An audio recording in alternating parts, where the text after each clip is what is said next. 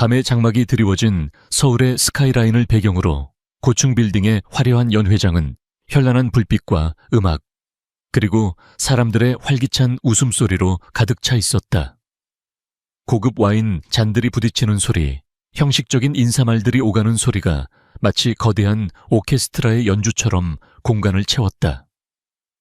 그러나 이 모든 화려함 속에서 이세하윤이라는 이름의 여성은 고독한 섬처럼 홀로 서 있었다. 그녀의 눈빛은 연회장의 시끌벅적함과는 동떨어진 깊은 사색에 잠겨 있었다.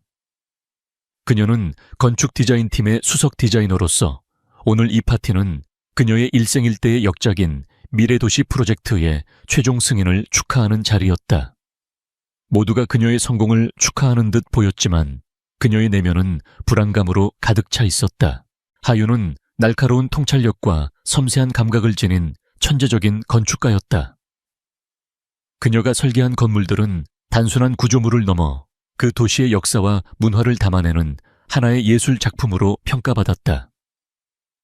그녀의 디자인은 항상 혁신적이었지만 실용성과 아름다움이라는 두 가지 가치를 모두 완벽하게 담아냈기에 업계에서 그녀의 명성은 이미 확고했다. 그러나 그녀의 재능은 그녀의 상사인 김상무의 시샘과 견제 속에서 빛을 발하지 못하고 있었다.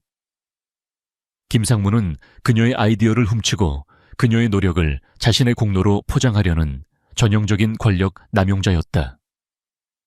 하윤은 그의 노골적인 방해에도 불구하고 꿋꿋이 자신의 길을 걸어왔고 마침내 오늘 그녀의 노력은 결실을 맺을 것처럼 보였다. 이세하윤 씨, 드디어 프로젝트가 최종 승인되었습니다. 축하드립니다. 김상무의 기름진 목소리가 하윤의 귓가에 들려왔다.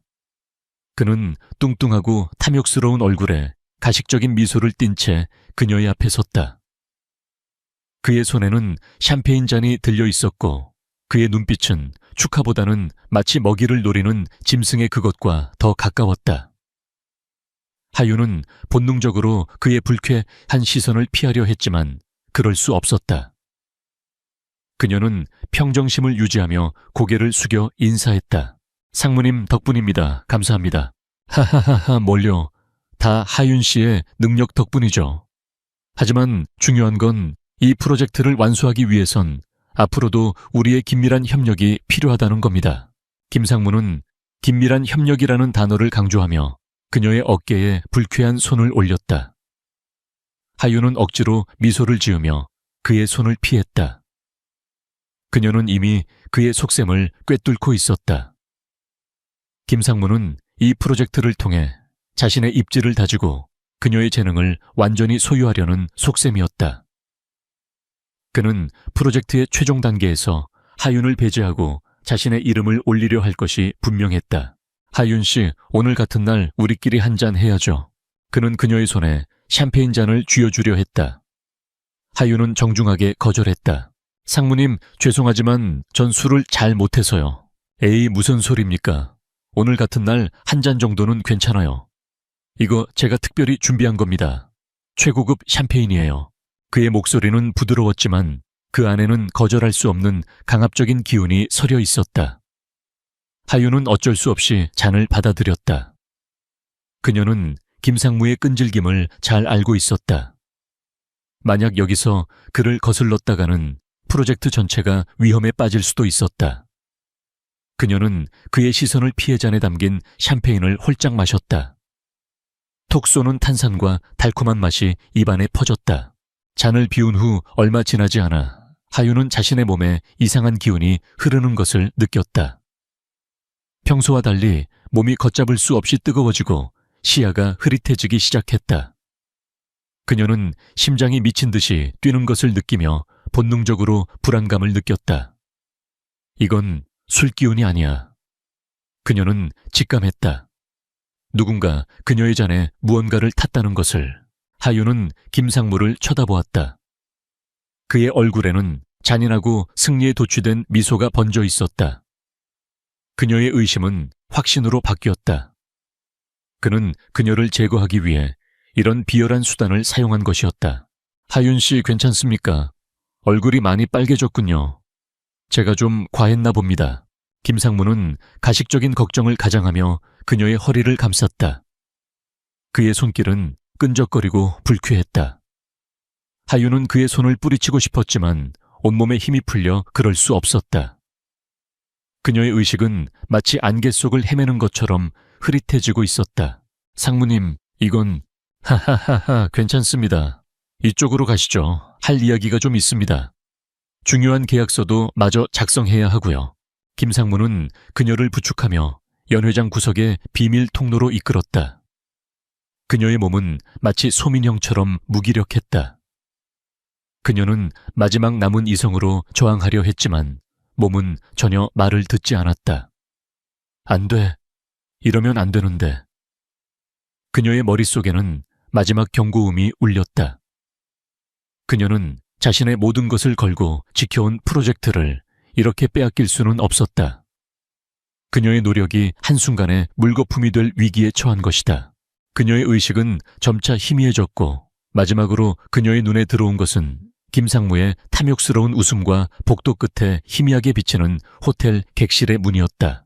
하윤은 무거운 머리를 부여잡고 눈을 떴다. 온몸의 근육이 욱신거렸고 머릿속은 지난밤의 기억들이 파편처럼 흩어져 있었다. 그녀의 눈앞에 펼쳐진 광경은 지난밤의 연회장과는 전혀 달랐다. 그녀는 낯선 방에 누워 있었다. 고급스러운 킹사이즈 침대 실크 이불, 그리고 방 한쪽 벽면을 가득 채운 통유리창 너머로 펼쳐진 도시의 풍경이 그녀를 압도했다. 그곳은 분명 어제 김상무가 그녀를 데려갔던 칙칙하고 저렴한 호텔 객실과는 달랐다. 하윤은 온몸의 감각을 되찾기 위해 애썼다. 그녀는 몸을 일으켜 앉았다. 그녀의 옷은 깔끔하게 정돈되어 있었고 몸에는 아무런 불쾌한 흔적도 없었다. 마치 아무 일도 없었던 것처럼. 하지만 그녀의 머릿속에는 김상무의 악마 같은 미소와 호텔 객실로 향하던 기억이 생생하게 남아있었다. 도대체 무슨 일이 있었던 거지? 그녀는 혼란에 빠졌다. 그때 침대 옆 작은 테이블 위에 놓인 서류 봉투 하나가 그녀의 시선을 사로잡았다. 봉투 위에는 그녀의 이름이 또렷하게 새겨져 있었다. 그녀는 떨리는 손으로 봉투를 열었다. 그 안에는 어제 그녀가 작성하기로 했던 프로젝트 계약서가 아닌 전혀 다른 종류의 계약서가 들어 있었다. 혼인 계약서. 그녀의 눈동자가 흔들렸다. 계약서에는 그녀의 이름과 함께 낯선 남자의 이름이 적혀 있었다. 강태준. 그녀는 그 이름을 본 적이 없었다. 계약서의 내용은 더욱 충격적이었다. 본 계약은 양 당사자가 자유의지에 따라 혼인을 체결함을 명시하며 하윤은 계약서를 든 채로 멍하니 앉아 있었다. 그때 그녀의 뒤에서 중저음의 목소리가 들려왔다. 개개했군. 하윤은 깜짝 놀라 뒤를 돌아보았다. 통유리창 앞에서 도시의 아침 햇살을 등지고 서 있는 한 남자가 있었다. 그의 실루엣은 마치 조각상처럼 완벽했다. 그는 검은색 정장 차림으로 한 손에는 커피잔을 들고 있었다. 그의 얼굴은 햇빛에 가려져 잘 보이지 않았지만 그의 존재감만으로도 방 전체가 압도되는 듯했다. 하윤은 그 남자를 뚫어져라 쳐다보았다. 그는 김상무와는 전혀 다른 종류의 남자였다. 젊고 날카로운 턱선과 높은 콧대를 가지고 있었으며 그의 눈빛은 깊고 차가웠다. 마치 겨울의 호수처럼 그 어떤 감정도 읽을 수 없었다. 그는 그녀의 놀란 시선에도 아랑곳하지 않고 천천히 그녀에게 다가왔다. 이게 대체 무슨 일이죠? 하윤은 떨리는 목소리로 물었다. 보다시피 당신은 이제 내 아내가 될 예정이야. 그의 목소리는 무미건조했지만 그 안에는 거부할 수 없는 권위가 담겨 있었다. 하윤은 그 남자의 말을 이해할 수 없었다. 그녀는 어젯밤 김상무의 음모에 빠져 그의 놀이개가 될 뻔했다. 그런데 눈을 뜨니 낯선 남자와 혼인 계약서를 앞에 두고 있었다. 모든 것이 현실 같지 않았다. 그녀는 혼란과 분노가 뒤섞인 감정으로 그를 노려보았다. 당신 누구죠? 강태준, 당신의 미래 남편이 될 사람. 그는 그 어떤 감정도 담지 않은 목소리로 자신을 소개했다. 강태준, 그 이름은 그녀의 머릿속에 혼란스럽게 맴돌았다. 그는 누구인가? 왜 그녀와 이런 계약을 맺으려 하는가? 그리고 어젯밤 김상무의 계획은 어떻게 된 것인가? 수많은 질문들이 하윤의 머릿속을 스쳐 지나갔다. 그녀의 직감은 이 모든 일들이 결코 우연이 아니며 이 남자 강태준이 그녀의 운명에 깊숙이 개입했다는 것을 알려주었다. 그는 단순한 남자가 아니었다. 그의 눈빛에는 지배자의 냉혹함과 함께 그녀가 이해할 수 없는 어떤 의도가 숨겨져 있었다. 그녀의 복잡한 감정은 두려움, 분노, 그리고 알 수 없는 기대감까지 뒤섞여 있었다. 그녀는 지금 자신의 삶이 완전히 새로운 방향으로 예측 불가능한 운명으로 흘러가고 있음을 직감했다. 그리고 그 중심에는 바로 이 남자 강태준이 있었다. 그녀는 어제의 악몽 같던 사건과 오늘 아침의 충격적인 현실 사이에서 자신의 삶이 거대한 소용돌이에 휩쓸렸음을 깨달았다. 그녀의 평범했던 삶은 이제 막을 내리고 새로운 막이 오르고 있었다. 이 새로운 막은 그녀에게 무엇을 가져다 줄 것인가? 공포스러운 미스터리일까? 아니면 예상치 못한 기회일까? 그녀는 아직 답을 알 수 없었다. 태양의 빛이 창문을 통해 쏟아져 들어오며 방 안을 환하게 비추고 있었지만 하윤의 마음속은 여전히 짙은 어둠 속에 갇힌 듯 혼란스러웠다. 그녀의 손에는 혼인계약서라는 충격적인 서류가 들려 있었고 눈앞에는 자신을 미래 남편이라고 소개하는 강태준이라는 남자가 서 있었다. 그의 존재는 마치 차가운 겨울바람처럼 하윤의 심장을 파고들었다. 이게 무슨 말도 안 되는 소리예요. 혼인계약서라니. 누가 당신 같은 사람과 결혼을 해요. 하윤은 떨리는 목소리 속에서도 억지로 분노를 끄집어냈다. 그녀는 상황을 받아들일 수 없었다. 어젯밤의 끔찍한 기억과 오늘 아침의 황당한 현실이 충돌하며 그녀의 정신을 붕괴시킬 것만 같았다. 강태준은 하윤의 격앙된 반응에 전혀 흔들리지 않았다. 그의 눈빛은 여전히 차분하고 냉정했다. 그는 천천히 걸어와 그녀의 앞에 놓인 의자에 앉았다. 그의 등 뒤로 도시의 풍경이 마치 그의 거대한 왕국인 것처럼 펼쳐져 있었다. 진정해요, 이세하윤 씨. 먼저 당신에게 무슨 일이 있었는지부터 설명하죠. 그는 커피잔을 내려놓고 침착하게 말을 이어갔다. 그의 목소리는 낮고 단호하여 마치 모든 것을 통제하고 있다는 듯한 인상을 주었다. 어젯밤 김상무라는 자가 당신을 속여 호텔로 데려간 것을 알고 있습니다. 하윤은 그의 말에 눈을 크게 떴다. 그녀는 아무에게도 그 사실을 말한 적이 없었다. 그녀의 불안감은 더욱 커져갔다. 이 남자는 도대체 누구이며 어떻게 이 모든 것을 알고 있는가? 걱정할 필요 없습니다. 당신에게 어떤 불미스러운 일도 일어나지 않았으니까. 강태준은 그녀의 의심을 읽은 듯 말을 이었다. 내가 보낸 사람들이 당신을 데려왔습니다. 김상무는 지금 완전히 다른 상황에 처해 있을 겁니다. 어젯밤의 사건은 내가 이미 당신을 구하고 그의 음모를 역이용하는 데 사용했으니까. 하윤은 그의 말에 충격을 금치 못했다. 그녀는 그저 술에 취해 정신을 잃었을 뿐인데 그 짧은 시간 동안 거대한 그림이 그려지고 있었다는 것을 깨달았다. 그녀는 그가 단순히 그녀를 구해준 것이 아니라 어떤 목적을 가지고 이 모든 것을 계획했음을 직감했다. 당신, 대체 누구예요? 그리고 왜 저를 도와준 거죠? 나는 강태준 J그룹의 대표입니다. 당신이 속한 G건설의 주요 경쟁사죠. 그의 말에 하윤의 머릿속은 더욱 복잡해졌다. J그룹 강태준. 그녀는 그 이름을 들어본 적이 있었다. 그는 업계에서 신화 같은 존재였다. 젊은 나이에 그룹을 물려받아 수십 년 동안 정체되어 있던 회사를 단숨에 재계순위 상위권으로 끌어올린 천재적인 경영인이었다. 그는 냉철한 판단력과 뛰어난 통찰력으로 유명했지만 동시에 비정하고 냉혹하다는 평판도 함께 가지고 있었다. 그의 행동은 항상 예측 불가능했으며 그의 적들은 한순간에 몰락하곤 했다. 그런 그가 왜 자신에게 손을 내밀었을까?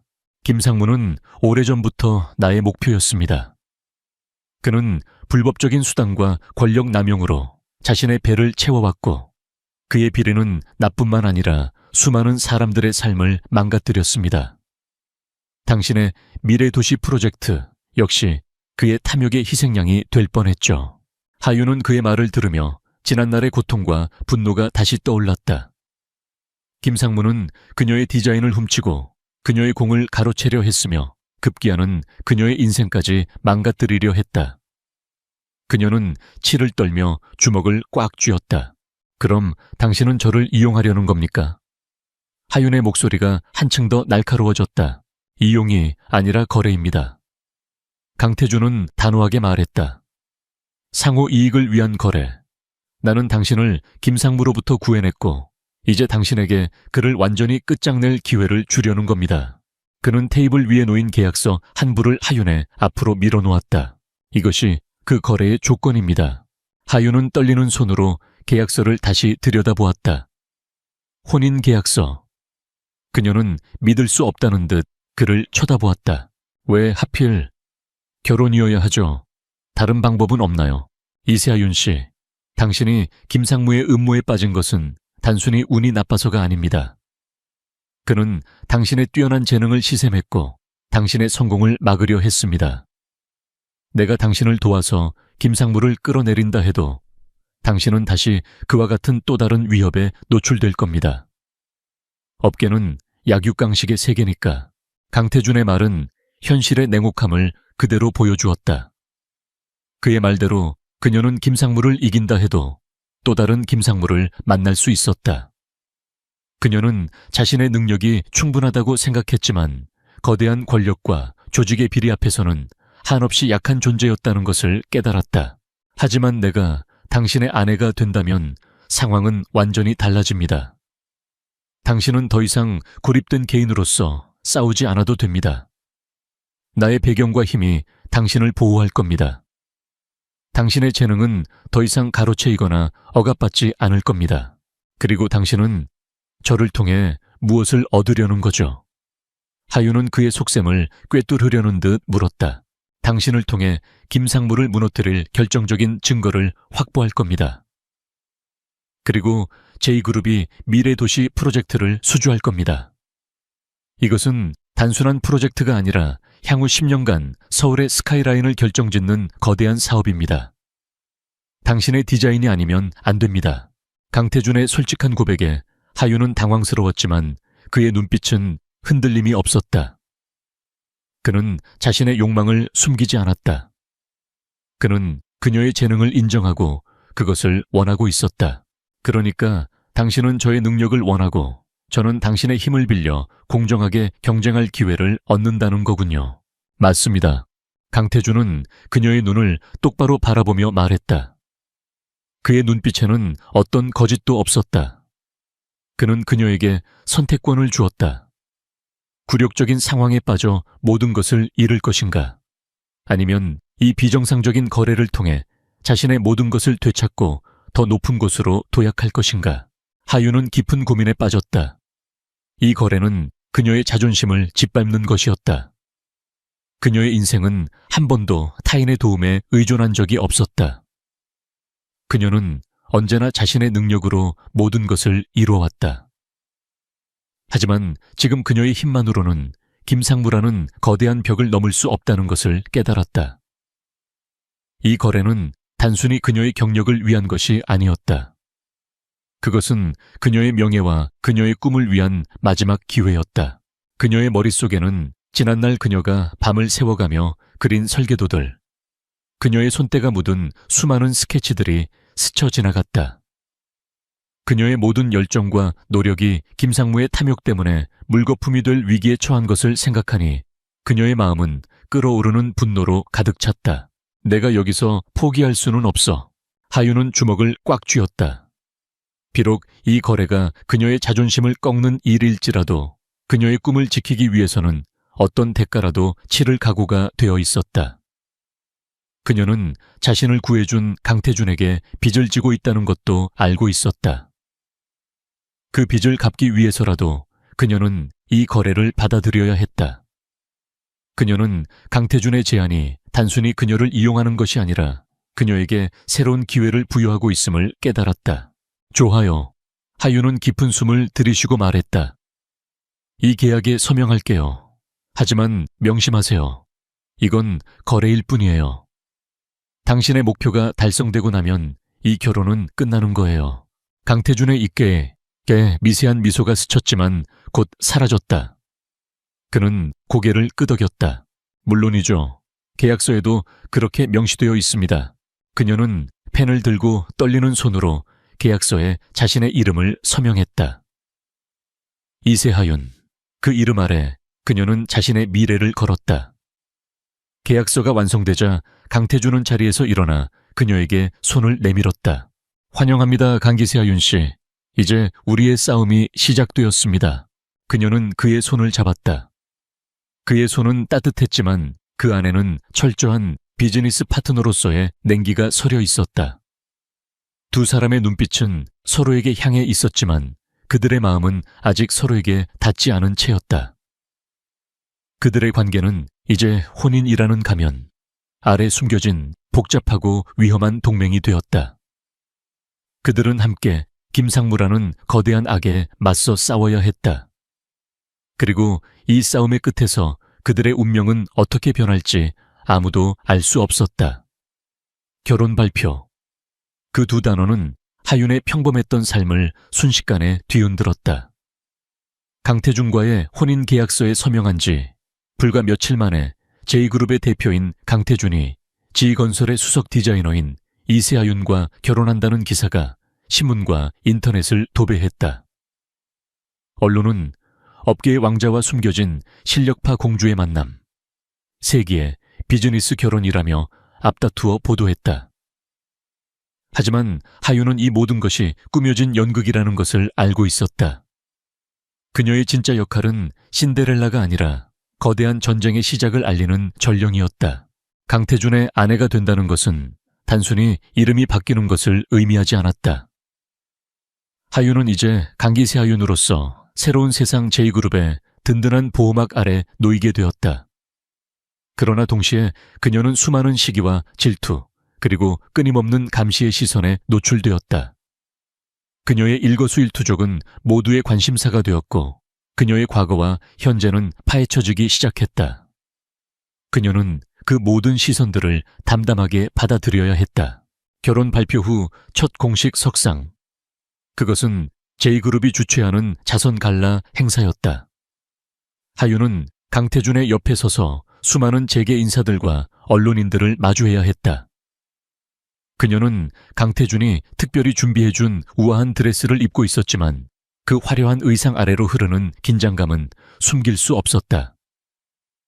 그녀의 심장은 쿵쿵 뛰었지만 그녀는 강태준의 가르침대로 침착함을 유지하려 애썼다. 모두가 당신을 지켜보고 있습니다. 당신의 일거수일투족, 당신의 표정 하나하나가 기사화될 겁니다. 하지만 흔들리지 마세요. 당신은 내가 선택한 사람이라는 것을 잊지 마십시오.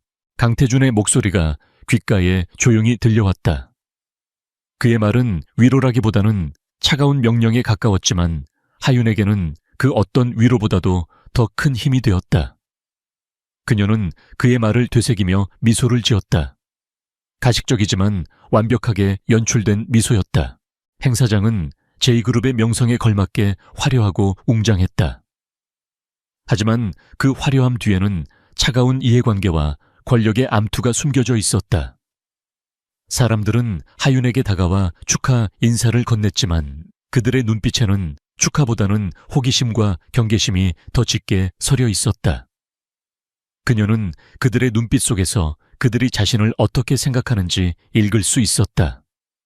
김상무에게 버림받은 여자. 어떻게 J그룹의 대표를 꼬셨지? 얼마나 버틸까? 그녀는 그들의 시선을 무시하고 강태준의 팔짱을 낀 채 당당하게 걸었다. 그때 한 무리의 사람들이 그들에게 다가왔다. 그 중심에는 하윤에게는 너무나도 익숙한 얼굴, 바로 김상무가 있었다. 그의 옆에는 그동안 하윤을 괴롭혔던 지건설의 임원진들이 서 있었다. 김상무의 얼굴은 지난번보다 훨씬 더 일그러져 있었고 그의 눈은 분노와 질투로 이글거렸다. 강태준 대표님 뜻밖이군요. 지건설의 평범한 디자이너였던 분이 이렇게 대표님의 아내가 되다니 축하드립니다. 김상무는 평범한 디자이너라는 단어를 강조하며 하윤을 조롱했다. 그의 목소리에는 명백한 적개심이 담겨 있었다.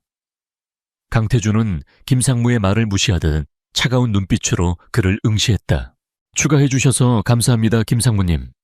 이제 이세하윤 씨가 아닌 강기세하윤이라고 불러주셨으면 좋겠군요. 강태준의 단호한 말에 김상무는 얼굴이 굳어졌다. 하윤은 김상무의 당황스러운 표정을 보며 내심 통쾌함을 느꼈다. 그동안 그녀를 억압했던 모든 감정들이 한순간에 폭발하는 것 같았다. 하지만 걱정이 많습니다. 대표님 같은 분이 이런 여자를 만나서 업계에 소문이 자자합니다. 이 여자가 그동안 얼마나 많은 남자들을 갈아치웠는지 김상무는 비열하게 하윤의 명예를 훼손하려 했다. 하지만 강태준은 그의 말이 끝나기도 전에 차갑게 입을 열었다. 김상무님, 당신이 한 말은 모두 녹음되었습니다. 공공연한 명예훼손에 대해 법적으로 대응할 것입니다. 그리고 당신의 더러운 입으로 나의 아내를 언급하지 마십시오. 강태준의 경고에 김상무는 얼굴이 새하얗게 질렸다. 그는 아무 말도 하지 못하고 자리에서 물러났다. 하윤은 강태준의 단호한 태도에 놀랐다. 그는 그녀를 위해 거침없이 나서는 모습을 보여주었다. 그의 행동은 단순히 계약에 따른 것이 아닌 그녀에 대한 진정한 존중에서 나온 것임을 느낄 수 있었다. 그녀의 마음속에는 차가웠던 그에 대한 새로운 감정이 싹트기 시작했다. 그날 밤 하윤은 강태준의 서재에 앉아 있었다. 그녀는 그날 있었던 일들을 곱씹으며 복잡한 감정에 휩싸였다. 그때 강태준이 서재로 들어왔다. 그는 그녀에게 따뜻한 차 한 잔을 건네주었다. 무세운 생각을 그렇게 합니까? 그냥 당신이 왜 저를 위해 그렇게까지 해줬는지 궁금해서요. 계약상 명예를 지켜줘야 한다고는 했지만 당신은 이제 나의 아내입니다. 내 아내의 명예가 곧 나의 명예입니다. 그리고 김상무의 비열함은 이미 모두가 알고 있는 사실입니다. 그의 말을 믿을 사람은 아무도 없어요. 강태준은 그녀의 눈을 똑바로 바라보며 말했다. 그의 눈빛은 여전히 차가웠지만 그 안에는 그녀를 보호하려는 의지가 엿보였다. 이제부터 우리는 단순히 계약 관계를 넘어 진정한 파트너가 되어야 합니다.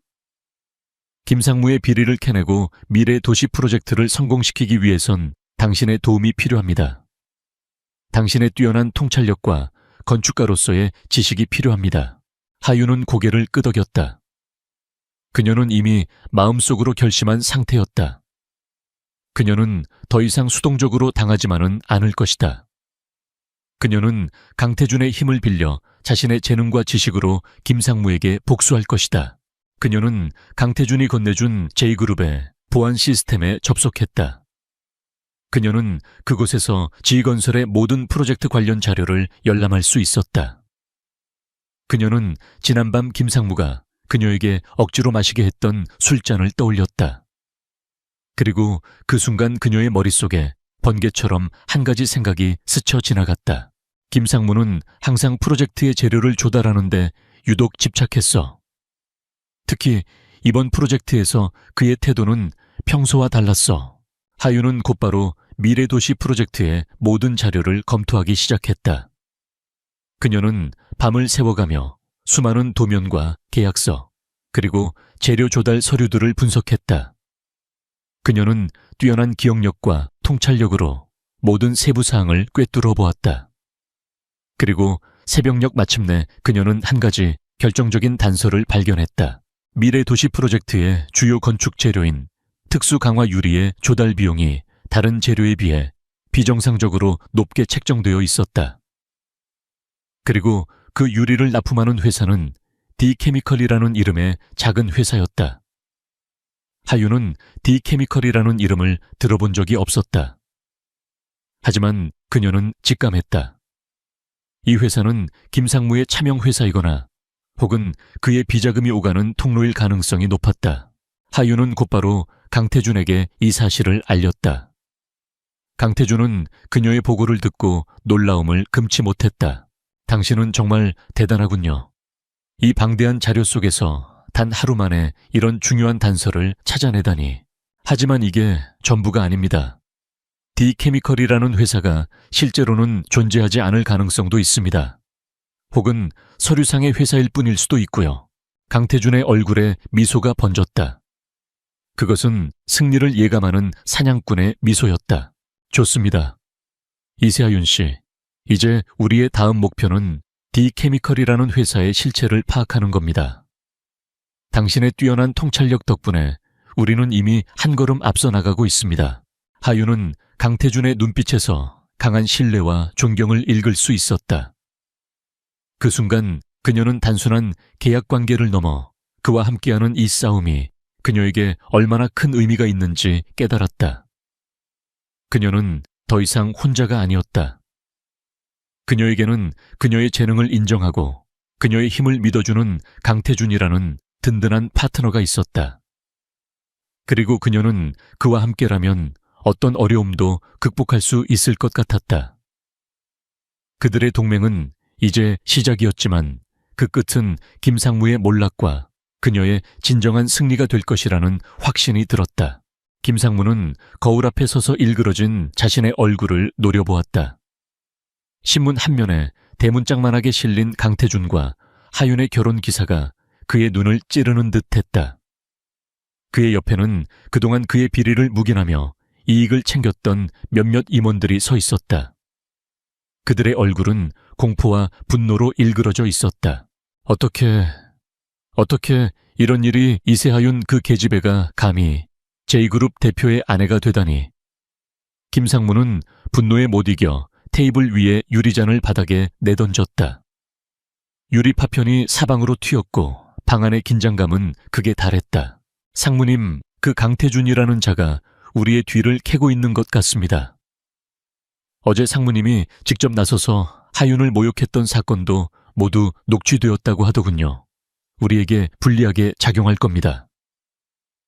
한 임원이 떨리는 목소리로 말했다. 김상무는 격렬하게 고개를 저었다. 강태준이 아무리 J그룹의 대표라 한들 그는 아직 우리 G건설 내부 사정에 대해 아는 것이 없을 겁니다. 우리가 그를 상대로 겁먹을 필요는 없어. 오히려 지금이 기회야. 이세하윤이라는 여자를 철저히 매장시켜야 돼. 그녀의 명예를 실추시키고 그녀의 작품을 모두 깎아내려야 해. 그러면 강태준도 그녀를 버릴 수밖에 없을 거다. 그는 악마 같은 미소를 지으며 자신의 계획을 털어놓았다. 첫째, 그들은 언론을 통해 하윤이 과거에 저지른 것처럼 꾸민 표절 의혹을 흘릴 것이다. 둘째, 그들은 하윤이 참여했던 기존 프로젝트들의 약점을 찾아내 대중에게 공론화시킬 것이다. 그리고 마지막으로 그들은 J그룹의 핵심 프로젝트에 치명적인 타격을 입힐 계획을 세웠다. 하윤과 강태준은 김상무의 방역이 시작되었다는 것을 곧 알게 되었다. 언론은 연일 신데렐라의 과거, 천재 건축가의 표절 의혹 등의 자극적인 기사를 쏟아냈다. 하윤의 과거 프로젝트들은 의도적으로 부정적인 시각에서 재해석되었고 그녀의 명성은 하루아침에 땅에 떨어졌다. 당신은 이세하윤이 아닌 간기세하윤입니다. 간기세하윤은 표절을 하지 않습니다. 강태준은 하윤이 흔들리지 않도록 그녀를 다독였다. 그는 그녀에게 모든 증거 자료를 건네주며 말했다. 이것은 당신이 디자인했던 모든 프로젝트의 원본 자료입니다. 당신의 능력에 대해서는 내가 보증합니다. 하지만 이 싸움은 단순히 우리의 명예를 되찾는 싸움이 아닙니다. 이것은 김상무라는 거대한 악과 싸우는 정의의 싸움입니다.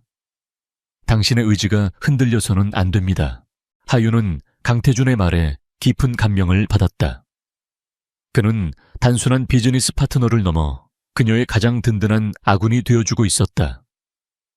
그녀는 그의 눈빛에서 흔들리지 않는 신뢰를 읽을 수 있었다. 그 신뢰는 그녀가 모든 어려움을 극복할 수 있는 힘이 되었다. 고마워요, 강태준 씨. 흔들리지 않겠습니다. 그들의 비열한 공격이 거세질수록 우리의 승리는 더 가까워질 테니까요. 그들은 함께 밤늦게까지 김상무의 공격에 대한 대응책을 논의했다. 강태준은 언론에 반박 자료를 배포하고 법적 대응을 준비했다. 하윤은 자신이 직접 설계했던 프로젝트들의 기술적 우수성을 설명하며 김상무의 의혹 제기가 얼마나 허구에 기반했는지 논리적으로 반박하는 자료를 준비했다. 그들의 협력은 점차 완벽한 팀워크를 만들어냈다. 한편 김상무의 공격은 단순한 언론 플레이에 그치지 않았다. 그들은 제2그룹의 미래 항공 프로젝트의 핵심 부품인 초경량 합금의 납품을 방해했다. 납품업체는 갑자기 계약을 파기했고 프로젝트 전체가 지연될 위기에 처했다. 강태준은 이 모든 배후에 김상무가 있다는 것을 직감했다. 강태준 씨, D케미컬이라는 회사가 납품하는 특수 강화 유리말이에요. 혹시 이 회사가 초경량 합금도 생산할 수 있는지 조사해봤어요. 하윤이 문득 떠오른 생각에 물었다. 강태준은 그녀의 말에 놀란 표정을 지었다. 초경량 합금은 특수한 기술을 필요로 하는 분야입니다. D케미컬이라는 작은 유령 회사가 그런 기술력을 가지고 있을 리가. 그렇죠. 하지만 납품 서류에 적힌 D케미컬의 주소가 실제로는 허위 주소일 가능성이 높아요. 제가 조사해보니 그 주소는 지건설의 자재 창고와 가까운 곳에 위치한 폐쇄된 공장 부지더라고요.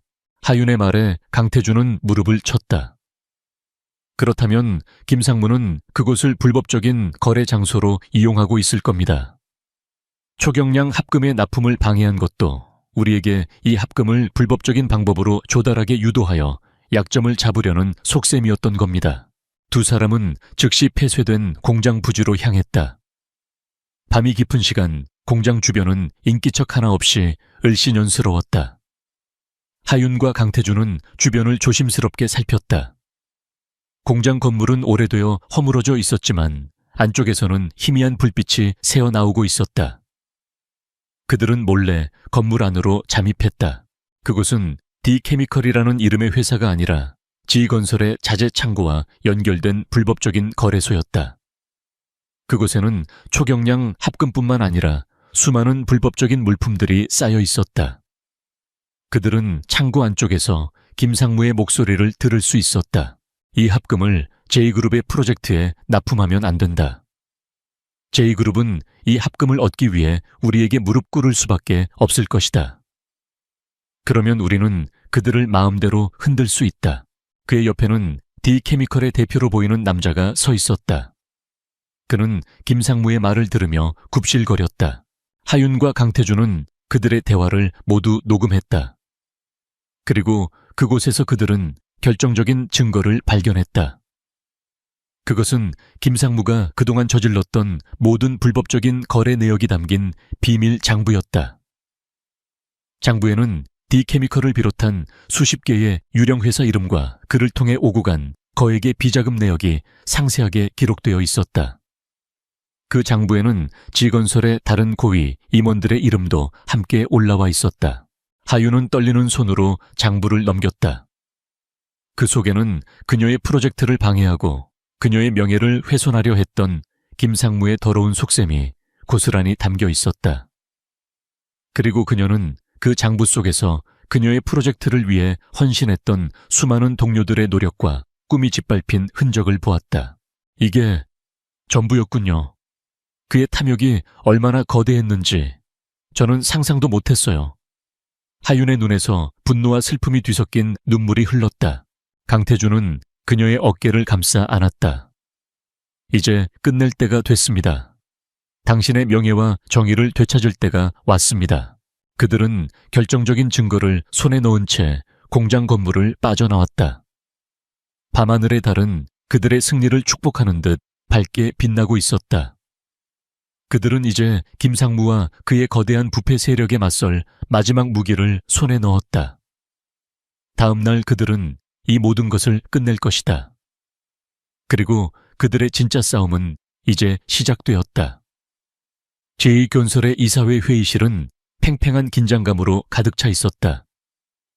회의실 중앙에 앉은 김상무의 얼굴에는 자신감과 승리에 대한 확신이 넘쳐 흘렀다. 그는 오늘 이사회에서 자신의 입지를 확고히 하고 미래 도시 프로젝트에 대한 모든 권한을 최종적으로 위임받을 계획이었다. 그의 옆에 앉은 임원들은 그의 말에 고개를 끄덕이며 동조했다. 그들은 모두 김상무의 부패한 네트워크에 얽혀 있었다. 미라의 도시 프로젝트는 우리 지건설의 미래를 책임질 핵심 사업입니다. 우리는 이 프로젝트를 통해 서울의 스카이라인을 재정의할 것이며 우리의 명성을 더욱 공고히 할 것입니다.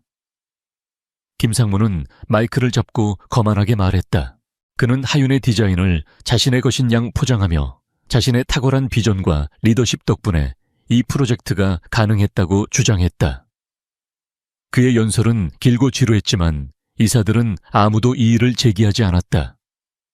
그들의 침묵은 김상무의 권력이 얼마나 막강한지를 보여주는 증거였다. 이제 더 이상 할 이야기가 없다면 이 프로젝트의 모든 권한을 김상무에게 위임하는 안건을 의장이 의결을 진행하려던 그 순간 회의실의 문이 요란한 소리를 내며 열렸다. 모든 이사들의 시선이 문으로 향했다. 문견은 강태준과 하윤이 함께 서 있었다. 그들의 등장에 회의실은 순식간에 정적이 흘렀다. 김상무의 얼굴은 경악과 분노로 물들었다. 강태준 대표님, 그리고 강기세 하윤 씨, 무슨 일이십니까? 이사회는 외부인의 출입이 금지된 곳입니다. 김상무는 떨리는 목소리로 그들을 막아섰다. 강태준은 그의 말을 무시하듯 성큼성큼 회의실 안으로 들어섰다. 하윤은 그의 옆에 섰고 그녀의 눈빛은 흔들림 없이 단호했다. 김상무님, 당신이 마지막 승리를 만끽하기 전에 우리가 보여줄 것이 좀 있습니다. 강태준은 차가운 목소리로 말했다. 이 회의실은 지금부터 모든 외부 기록이 차단됩니다. 이제부터 우리는 진실만을 이야기할 것입니다. 강태준의 말에 의장은 당황했지만 그의 막강한 권력 앞에서 아무 말도 하지 못했다. 강태준은 하윤에게 눈짓을 보냈다. 하윤은 침착하게 앞으로 나섰다. 그녀는 준비해온 서류와 녹음 파일을 테이블 위에 올려놓았다. 김상무님, 당신은 미래도시 프로젝트의 모든 권한을 위임받기를 원하셨습니다. 하지만 그 전에 이 프로젝트에 숨겨진 진실에 대해 모두가 알아야 한다고 생각합니다. 무세운 소리야. 그 더러운 입 다물지 못해. 너 따위가 감히 이 신성한 이사회에서. 김상무는 분노에 찬 목소리로 하윤의 말을 끊었다. 조용히 하십시오. 강태준이 단호하게 말했다. 이세하윤 씨는 지건설의 공식적인 디자이너였으며 지금은 나의 아내입니다. 그녀는 이 프로젝트에 대해 발언할 자격이 충분합니다.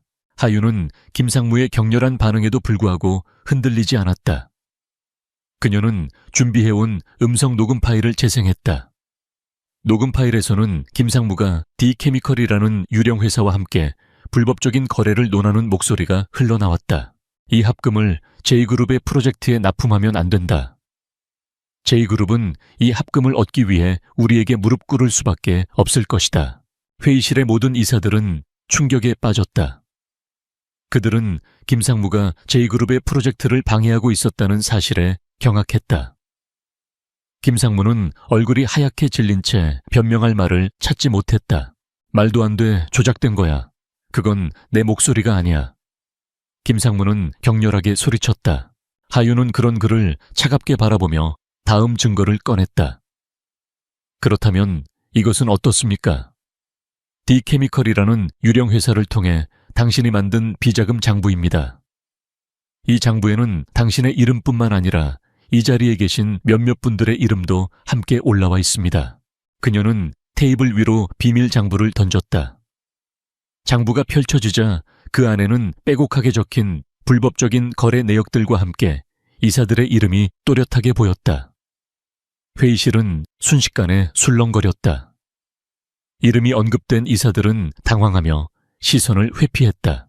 이 모든 것은 조작된 것이다. 나는 당신들처럼 천박한 여자와 말을 섞을 필요가 없어. 당신이 강태준의 아내가 된 것도 결국 그의 돈을 탐했기 때문이겠지. 어젯밤, 아니, 그날 밤 호텔에서 당신이 먼저 나를 유혹하려 하지 않았나. 김상무는 마지막 발악을 하듯 하윤의 명예를 짓밟으려 했다.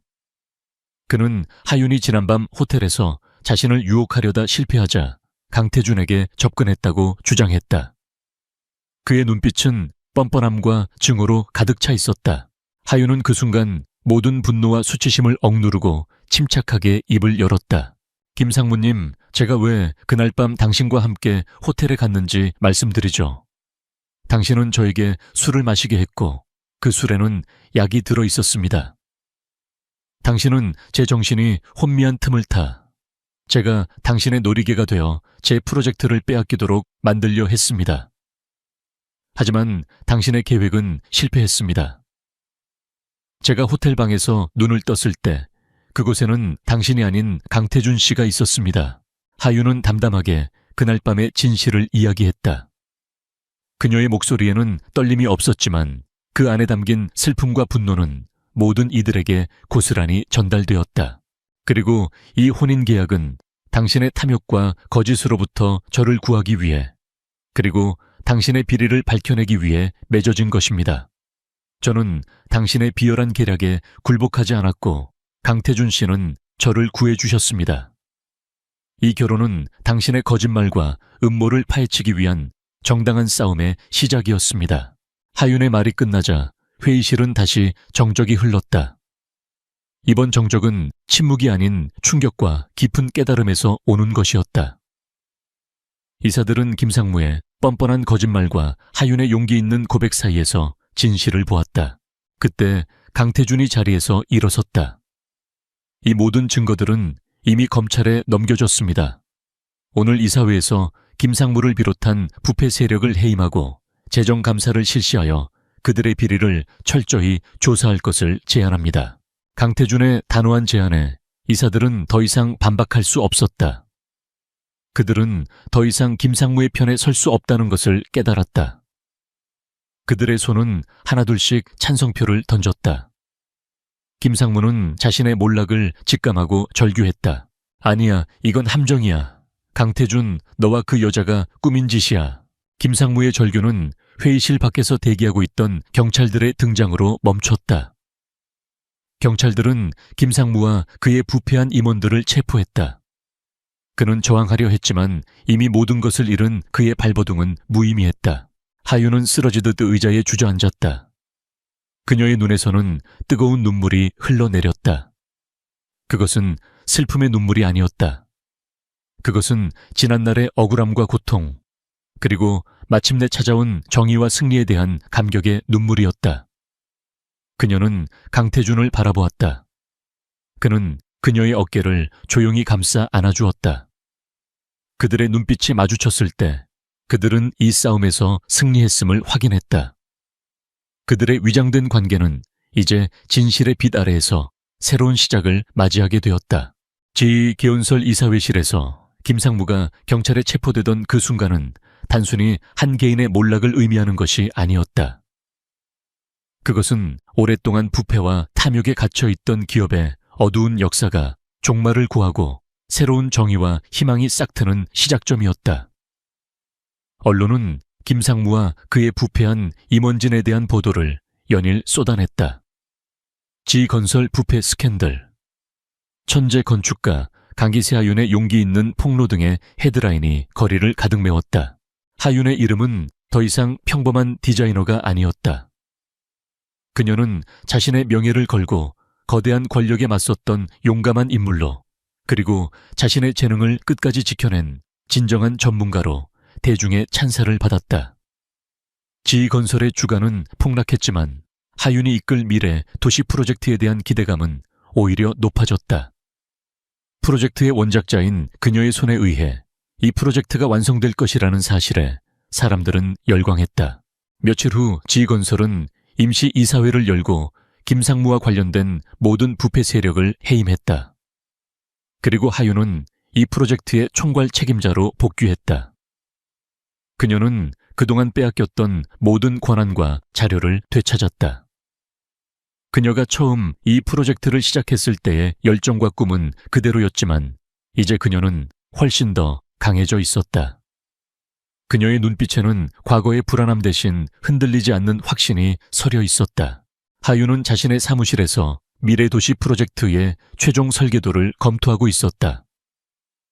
그녀의 책상 위에는 그녀가 밤을 새워가며 그렸던 수많은 스케치들과 도면들이 펼쳐져 있었다. 그녀는 그 모든 것들을 다시 한번 꼼꼼하게 살폈다. 김상무의 방해로 인해 훼손되거나 왜곡되었던 부분들을 바로잡고 자신의 원래 비전을 완벽하게 구현하기 위해 노력했다. 그때 누군가 노크 소리와 함께 사무실로 들어왔다. 강태준이었다. 그는 조용히 그녀의 옆에 서서 그녀가 작업하는 모습을 지켜보았다. 그의 얼굴에는 이전의 차가운 가면 대신 따뜻하고 부드러운 미소가 번져 있었다. 이제 모든 것이 제자리를 찾았군요. 강태준이 조용히 말했다. 하윤은 고개를 끄덕였다. 네, 당신 덕분입니다. 당신이 아니었다면 저는 아마 모든 것을 잃었을 거예요. 그리고 진실을 밝혀낼 수도 없었겠죠. 당신은 스스로의 힘으로 이 모든 것을 해냈습니다. 나는 그저 작은 도움을 주었을 뿐입니다. 당신의 능력과 용기가 아니었다면 우리는 김상무를 무너뜨릴 수 없었을 겁니다. 강태준의 말은 진심이었다. 그는 하윤의 재능을 누구보다 높이 평가하고 있었다. 그는 그녀가 가진 내면의 힘과 꺾이지 않는 의지에 깊은 감명을 받았다. 그와의 첫 만남에서 그는 그녀를 단순히 자신의 목표를 위한 도구로 생각했지만 함께 싸워오는 동안 그는 그녀에게서 단순한 비즈니스 파트너 이상의 감정을 느끼게 되었다. 하윤 역시 마찬가지였다. 그녀는 강태준을 처음 만났을 때 그를 차갑고 비정한 경영인으로 생각했다. 하지만 함께 위기를 헤쳐나가고 그의 도움을 받으며 그녀는 그의 깊은 배려와 인간적인 면모를 보게 되었다. 그는 항상 그녀를 존중했고 그녀의 의견에 귀 기울였으며 그녀가 위험에 처했을 때 가장 먼저 달려와 주었다. 그들의 관계는 더 이상 계약이라는 이름으로만 설명될 수 없는 것이 되었다. 이제 김상무는 법의 심판을 받게 될 겁니다. 우리의 목표는 달성되었습니다.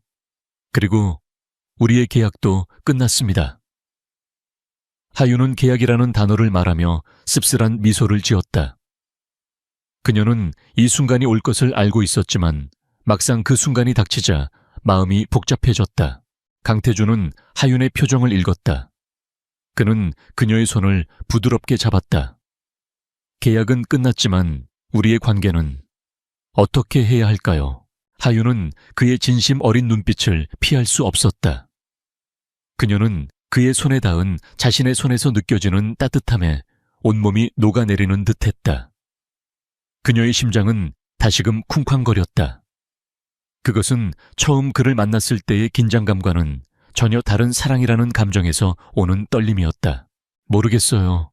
저는 당신을... 하윤은 말을 잇지 못했다. 그녀는 그에게 어떤 말을 해야 할지 알 수 없었다. 나를 어떻게 생각합니까? 강태준은 그녀의 눈을 똑바로 바라보며 물었다. 그의 목소리는 이전보다 훨씬 더 부드러워져 있었다. 하윤은 용기를 내어 그의 눈을 마주했다. 그녀는 더 이상 자신의 감정을 숨기고 싶지 않았다. 저는 당신을 존경합니다. 그리고 당신에게 감사해요. 당신은 저의 인생을 바꿔주었어요. 그녀의 진심이 담긴 고백에 강태준은 미소를 지었다. 나는 당신을 존경합니다. 당신의 뛰어난 재능과 당신의 강인한 의지를, 그리고 당신을 사랑합니다. 그의 고백은 하윤의 심장을 멈추게 했다. 그녀는 그가 이런 말을 할 줄은 꿈에도 상상하지 못했다. 그녀는 눈물을 글썽이며 그의 품에 안겼다. 강태준은 그녀를 따뜻하게 안아주었다. 그들의 품은 서로에게 가장 안전하고 평온한 안식처가 되었다. 그들의 싸움은 끝났지만 그들의 진짜 이야기는 이제 막 시작된 것이었다. 그들은 더 이상 계약 관계가 아닌 사랑과 신뢰로 맺어진 진짜 부부가 될 수 있을까? 그리고 그들의 새로운 시작은 어떤 모습일까? 그들은 서로의 눈빛 속에서 그 모든 질문들에 대한 답을 찾을 수 있었다. 중7. 김상무와 그의 부패한 세력이 완전히 몰락한 후 서울은 평온을 되찾았다. 지건설은 새로운 리더십 아래 재편되었고 하윤의 미래 도시 프로젝트는 전폭적인 지원을 받으며 순조롭게 진행되었다. 그녀는 이제 누구의 방해도 받지 않고 자신의 비전을 마음껏 펼칠 수 있었다. 그녀의 사무실은 더 이상 불안과 압박의 공간이 아닌 그녀의 꿈이 현실이 되는 창조적인 공간이 되었다. 그러나 그녀의 삶에서 가장 큰 변화는 강태준과의 관계였다. 김상무의 체포와 함께 그들의 혼인 계약은 더 이상 효력을 발휘할 필요가 없었다. 계약서의 마지막 조항 본 계약은 양측의 목적이 달성되는 즉시 효력을 상실한다는 조항이 바로 지금이었다. 이제 그들은 자유롭게 각자의 길을 갈 수 있었다. 하지만 그들의 마음은 이미 계약이라는 종이 한 장에 묶여 있지 않았다. 그들의 마음속에는 함께한 시간과 역경을 통해 쌓인 깊은 사랑과 신뢰가 자리 잡고 있었다. 어느 날 저녁 하윤은 강태준의 서재에 앉아 있었다. 강태준은 그녀의 맞은편에 앉아 조용히 그녀를 응시했다. 공기 중에는 팽팽한 긴장감과 함께 말로 표현할 수 없는 애틋함이 흘렀다. 그들은 마침내 자신들의 관계에 대해 이야기해야 할 때가 왔음을 알고 있었다. 우리 계약 이제 끝났어요. 하윤이 먼저 입을 열었다. 그녀의 목소리는 떨렸지만 그녀는 그의 눈을 똑바로 바라보았다. 강태준은 고개를 끄덕였다. 네, 우리는 약속했던 모든 것을 이루었습니다. 당신의 명예는 회복되었고 나의 목표도 달성되었죠. 그럼 이제 우리는 어떻게 되는 거죠? 하윤은 떨리는 목소리로 물었다. 그녀는 이 질문에 대한 대답을 두려워하면서도 간절히 바라고 있었다. 강태준은 자리에서 일어나 그녀에게 다가왔다. 그는 그녀의 손을 잡고 부드럽게 말했다. 이세하윤 씨, 우리는 계약으로 시작했습니다. 하지만 그 계약은 우리에게 서로를 알게 해주었고 서로의 가장 깊은 상처와 가장 강인한 의지를 보게 해주었습니다. 나는 당신에게서 천재적인 건축가의 모습뿐만 아니라 강인한 용기와 아름다운 영혼을 보았습니다. 그리고 나는 그 모든 것을 사랑하게 되었습니다. 그의 진심 어린 고백에 하윤의 눈에서는 뜨거운 눈물이 흘러내렸다. 강태준 씨, 저도 당신은 저에게 단순히 정의를 찾아준 사람이 아니었어요. 당신은 저에게 다시 일어설 용기를 주었고 저를 믿어주었어요. 저는 당신의 차가운 가면 뒤에 숨겨진 따뜻한 마음을 보았어요. 그리고 저도 당신을 사랑해요. 그들의 눈물이 서로의 손 위로 떨어졌다. 그들은 더 이상 어떤 계약이나 목적에 묶여 있지 않았다. 그들은 오직 사랑이라는 순수한 감정으로 서로를 마주하고 있었다. 나는 계약이 아닌 진심으로 당신과 결혼하고 싶습니다. 나의 아내가 되어 주십시오. 당신의 꿈을 함께 이루고 나의 삶을 당신과 함께 채우고 싶습니다. 강태준은 무릎을 꿇고 그녀에게 청혼했다. 그의 눈빛은 과거의 냉정함 대신 오직 사랑과 진실함으로 가득 차 있었다. 하윤은 눈물을 흘리며 고개를 끄덕였다. 그녀는 그의 손을 잡고 일어섰다. 그들의 입술이 서로에게 닿았을 때 그것은 단순한 키스가 아니라 그들의 모든 역경과 고통을 보상하는 약속의 키스였다. 몇 년 후 하윤과 강태준은 자신들이 직접 설계한 아름다운 집에서 살고 있었다. 그 집은 그들의 첫 만남이었던 호텔과는 완전히 다른 따뜻하고 안정된 보금자리였다.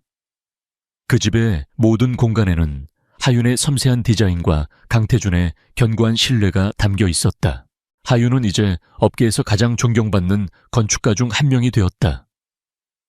그녀의 미래 도시 프로젝트는 성공적으로 마무리되었고 그녀의 이름은 서울의 새로운 랜드마크와 함께 영원히 기억될 것이다. 그녀는 더 이상 누군가의 그늘에 숨겨진 존재가 아니었다. 그녀는 자신의 빛을 당당하게 발산하는 진정한 주인공이었다. 강태주는 여전히 J그룹을 이끄는 냉철한 CEO였지만 그의 삶은 하윤을 만나면서 완전히 바뀌었다. 그는 더 이상 외로운 정복자가 아니었다. 그는 사랑하는 아내와 함께 삶의 진정한 의미를 찾아가는 행복한 남자였다. 하윤은 창가에 서서 멀리 보이는 그녀의 작품, 미래 도시의 스카이라인을 바라보았다. 그녀의 옆에는 강태준이 서서 그녀의 어깨를 감싸 안았다. 그녀의 삶은 한때 끔찍한 음모에 빠져 모든 것을 잃을 뻔했지만 그 끝은 진정한 사랑과 완벽한 행복이었다. 그녀는 강태준의 품에 기대어 미소 지었다. 그들의 이야기는 이렇게 그 어떤 동화보다도 더 아름다운 현실 속에서 영원히 계속될 것이다. 서울에서 가장 높은 빌딩, 그 꼭대기에 위치한 대한민국 최고의 로펌 광장의 회의실. 잘 닦인 마호가니 테이블 위로 서울의 정형이 그림처럼 펼쳐져 있었지만 오서연의 눈에는 아무것도 들어오지 않았다. 그녀에게 이 거대한 유리의 성은 숨막히는 감옥처럼 느껴졌다. 테이블 상석에는 이 모든 권력의 주인인 듯한 남자가 앉아 있었다. 율제그룹의 총수 권희준. 짙은 색의 완벽한 수트 지루함과 약간의 짜증이 섞인 무표정한 얼굴. 그는 서연을 마치 인수할 회사의 재무제표를 훑어보듯 아무런 감정 없이 바라보고 있었다. 오서연 씨 맞습니까? 그의 목소리는 잘 조율된 악기처럼 낮고 정확했지만 얼음장처럼 차가웠다. 네, 맞습니다. 서연은 거의 들리지 않는 목소리로 대답했다. 그녀는 자신의 가장 좋은 하지만 이미 몇 년은 지난 낡은 원피스가 이 화려한 공간과 어울리지 않는다는 것을 통감하며 손을 꽉 쥐었다. 그녀의 머릿속은 온통 아버지의 부도난 사업 눈덩이처럼 불어난 사채, 그리고 동생의 대학교 등록금에 대한 걱정으로 가득 차 있었다. 이 결혼은 그녀가 가족을 구할 수 있는 유일한 동아줄이었다. 변호사가 두꺼운 서류 뭉치를 그녀 앞으로 내밀었다. 혼인계약서라는 글자가 선명했다. 계약 내용을 설명해 드리겠습니다. 변호사는 기계적인 목소리로 말했다. 결혼 유지 기간은 정확히 1년. 계약 기간 동안 권희준 회장님의 법적인 아내로서 분기별 3회 이상의 공식 석상에 동행해야 하며 대외적으로는 원만한 부부 관계를 유지해야 합니다. 변호사는 계속해서 읽어 내려갔다. 사적인 감정 교류 금지. 회장님의 개인사에 대한 불간섭. 그리고 계약과 관련된 모든 내용에 대한 엄격한 비밀 유지 의무. 계약이 성공적으로 만료되면 오서연 씨 가족의 모든 부채는 율제그룹이 책임지고 청산할 것이며 별도로 위자료 50억 원이 지급될 것입니다. 50억 원. 서연은 평생 만져볼 수도 없는 돈이었다. 그녀의 1년짜리 인생의 가격이었다. 서연은 고개를 들어 권희준을 바라보았다. 그는 여전히 미동도 없이 앉아 있었다. 그는 왜 자신을 선택했을까? 그 순간 마치 그녀의 마음을 읽기라도 한 듯 권희준이 처음으로 직접 입을 열었다. 오서연 씨, 내가 당신을 선택한 이유는 3가지요. 그의 차가운 시선이 그녀에게 향했다. 첫째, 당신의 배경이 깨끗해. 둘째, 당신은 돈이 절실하게 필요해. 내 조건에 불만을 가질 입장이 아니라는 뜻이지. 그리고 셋째, 그는 잠시 말을 멈췄다. 당신은 내가 혐오하는 이 상류층 세계에 속하지 않은 사람이니까. 내 할아버지를 안심시켜드릴 최소한의 예의를 갖추되 내 인생의 귀찮은 그림자는 남기지 않을 완벽한 조건이야. 그의 말은 칼날처럼 그녀의 자존심을 베고 지나갔다. 할아버지. 모든 것은 그의 할아버지를 위한 것이었다. 위독하신 율제그룹의 창업주께서 유일한 손자의 결혼을 보기 전에는 눈을 감을 수 없다고 버티고 있다는 소문은 재계에 파다했다.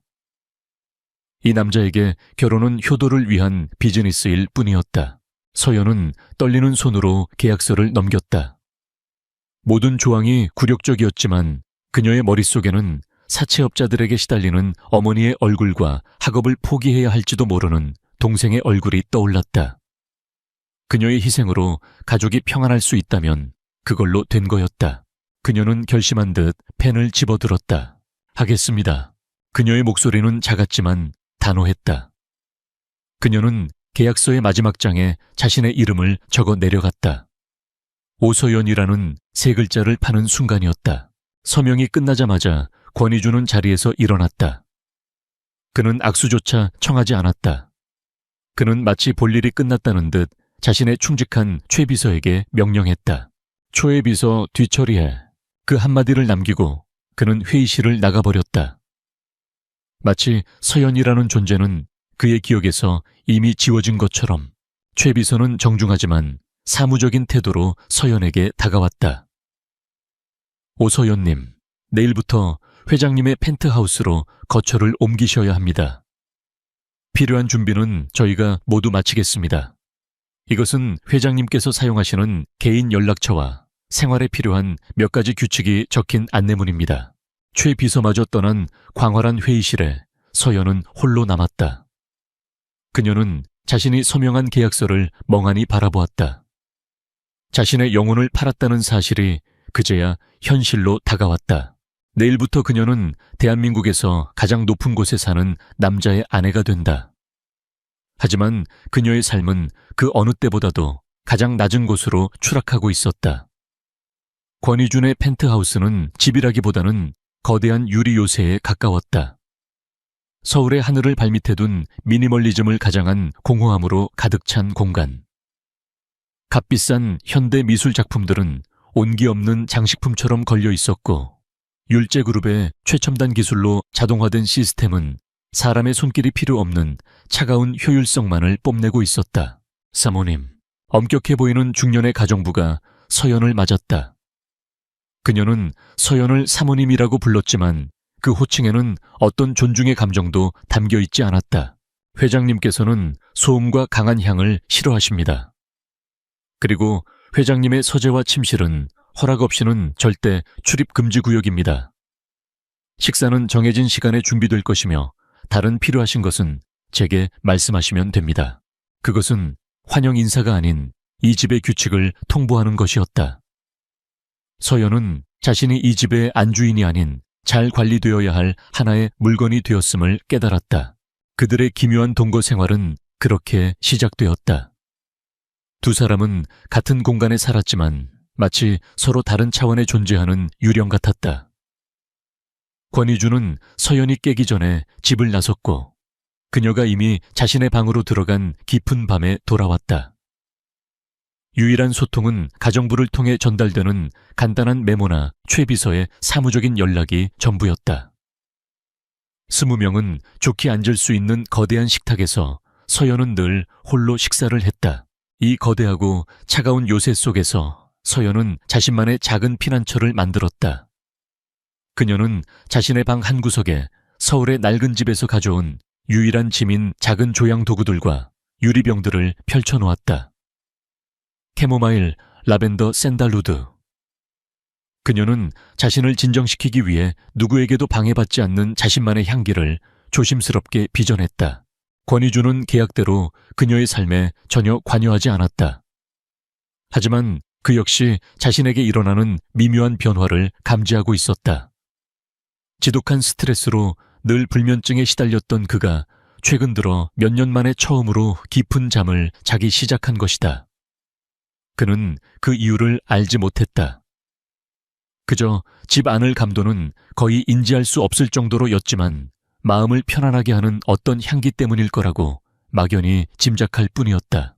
결정적인 변화는 어느 날 밤에 찾아왔다. 해외 투자사와 벌인 치열한 협상이 결렬된 날이었다. 권희주는 지독한 피로와 짜증을 안고 평소보다 이른 시간에 집으로 돌아왔다. 그는 텅 비어있을 식탁을 예상했다. 하지만 그곳에는 따뜻한 김이 피어오르는 팥죽 한 그릇과 간단한 반찬들이 놓여 있었다. 식사 게으르지 마세요. 서연의 단정한 글씨로 쓰인 짧은 메모가 함께였다. 그녀는 뉴스에서 그의 협상이 결렬되었다는 소식을 보았다. 그저 지쳐 보였던 한 사람에 대한 최소한의 인간적인 예의였다. 권희주는 잠시 그 자리에 서 있었다. 지난 몇 년간 그에게 이런 개인적인 온정을 보여준 사람은 아무도 없었다. 그는 묵묵히 식탁에 앉아 죽을 먹기 시작했다. 따뜻한 온기가 텅 빈 위장을 채우며 그의 얼어붙었던 마음 한구석을 녹이는 듯 했다. 그들의 관계에 새로운 변수를 던진 것은 그의 할아버지권 명예회장이었다. 병상에 누워있던 그는 새 손주 며느리를 직접 봐야겠다며 고집을 부렸다. 할아버지 앞에서는 다정한 척해 실수하지 마. 권희주는 서연에게 차갑게 지시했다. 며칠 후 휠체어를 탄 권 명예회장이 펜트하우스를 방문했다. 그는 손자의 화려한 집에는 눈길도 주지 않고 오직 서연에게만 따뜻한 시선을 보냈다. 아가네가 서연이로구나. 이준희 녀석이 복이 많구나. 이렇게 곱고 착한 아이를 아내로 맞이하고 그는 서연의 손을 잡으며 그녀가 좋아하는 것, 그녀의 꿈에 대해 물었다. 서연이 조향사가 되고 싶어 한다는 말을 듣자 그는 눈을 반짝였다. 향기라, 좋은 꿈이구나. 사람의 마음을 움직이는 것은 거창한 것이 아니라 그런 작고 향기로운 것들이지. 이준희 녀석의 차가운 세상에 네가 좋은 향기가 되어주렴. 서연은 그의 진심 어린 격려에 코끝이 찡해지는 것을 느꼈다. 권 명예회장은 돌아가기 전 손자를 잠시 불렀다. 이준아 돈으로 모든 것을 살 수 있다고 착각하지 마라. 저 아이는 네가 가진 그 어떤 것보다 귀한 보석이다. 그 가치를 알아보지 못하고 놓치는 어리석은 짓은 하지 말거라. 할아버지가 돌아간 후 펜트하우스에는 다시 어색한 침묵이 흘렀다. 서연은 자신의 방으로 돌아가려 했다. 그때 권희준이 그녀를 불렀다. 잠깐만. 그는 서연의 방 한구석에 있는 작은 조향 테이블로 다가갔다.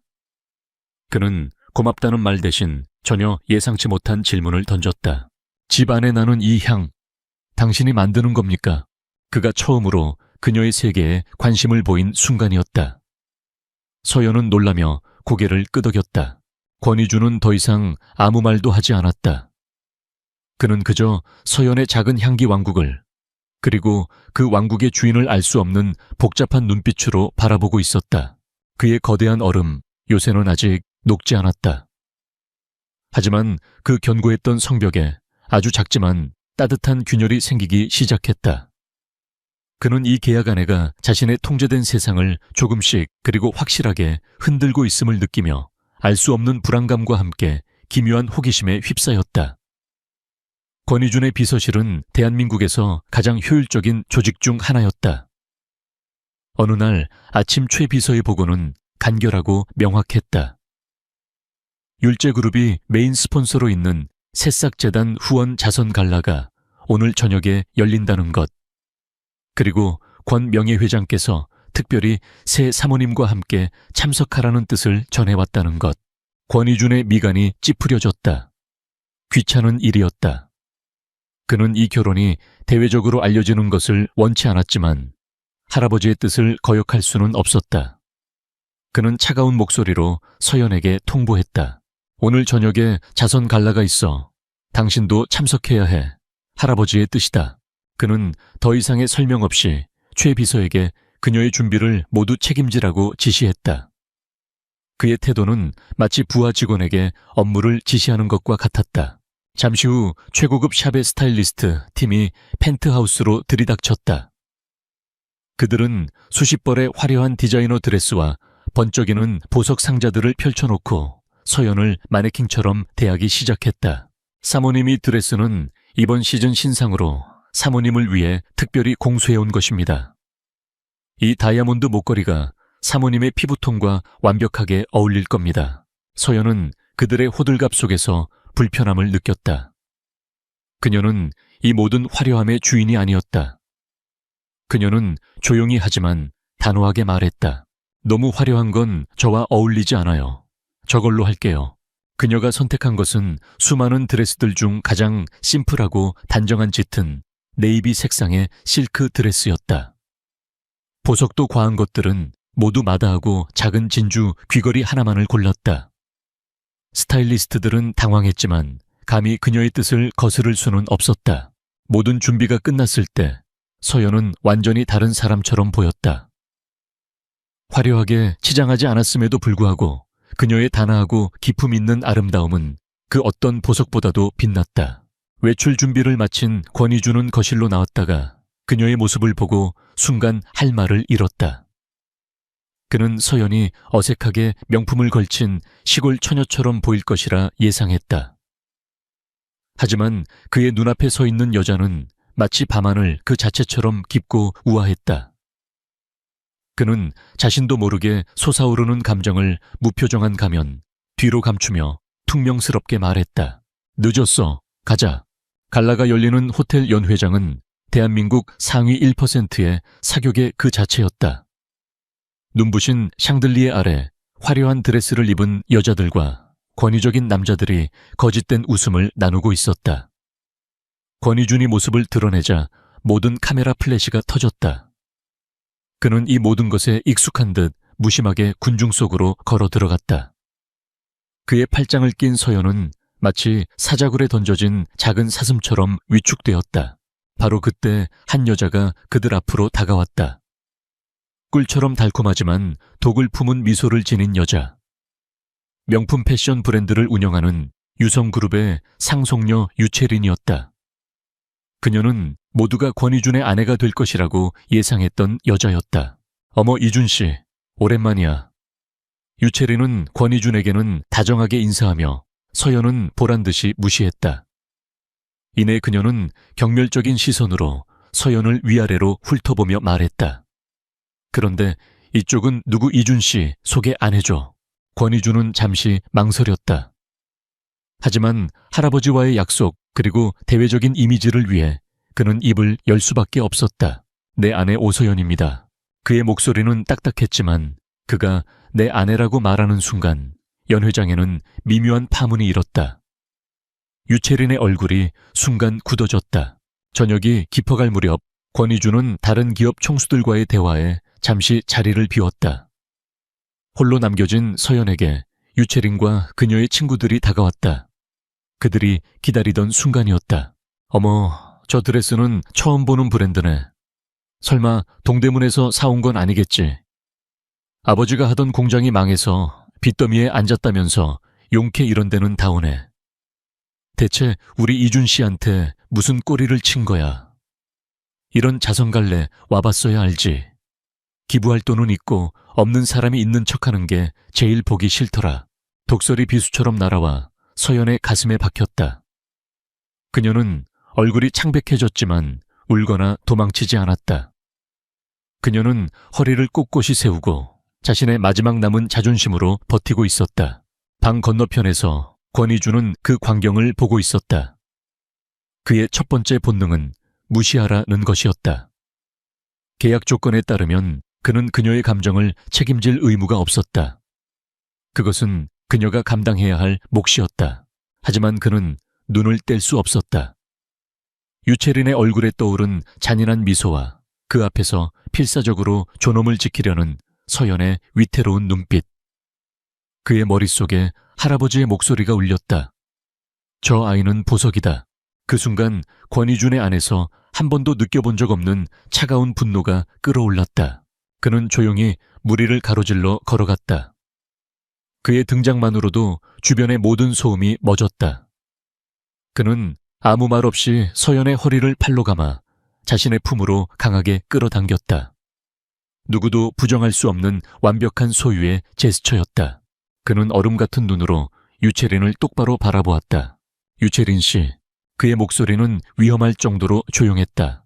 내 아내에게 무슨 볼일이라도 있어. 아니, 그저 인사나 하려던 참이었어.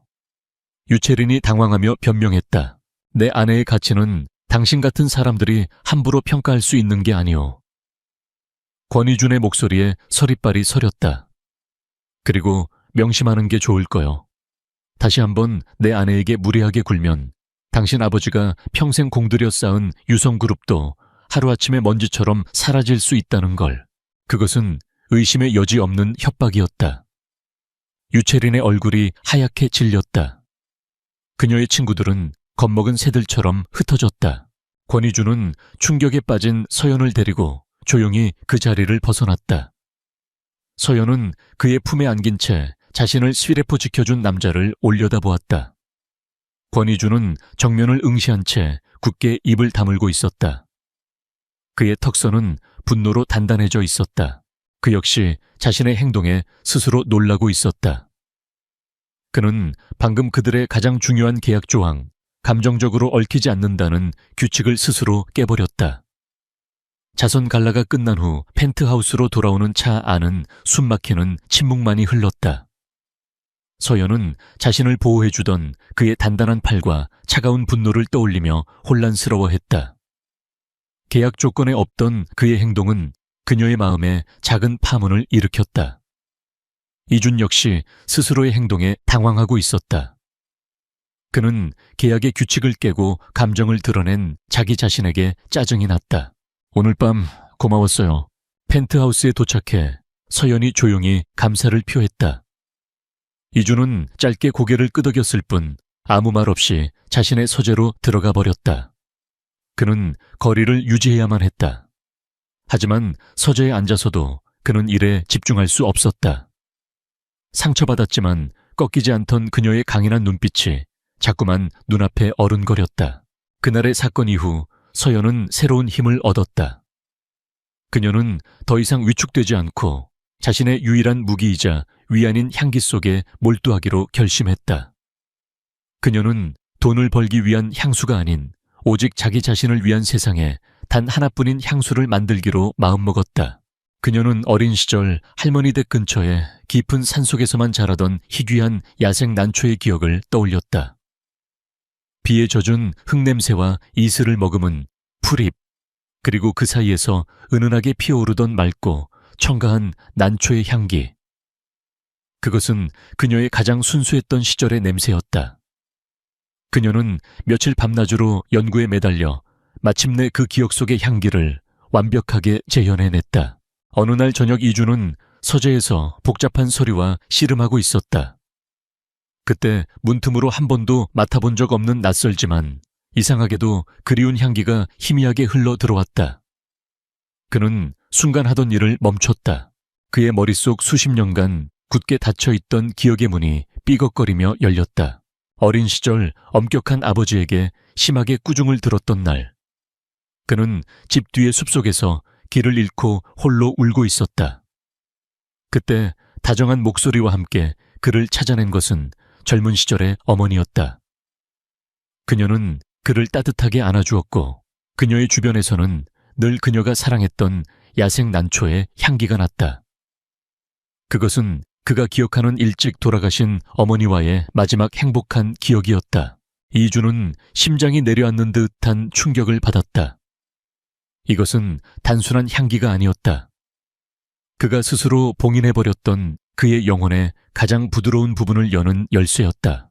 그는 자석에 이끌리듯 서재를 나와 향기가 흘러나오는 서연의 방으로 향했다. 그녀는 작은 조향 테이블 앞에 앉아 유리병들을 들여다보고 있었다.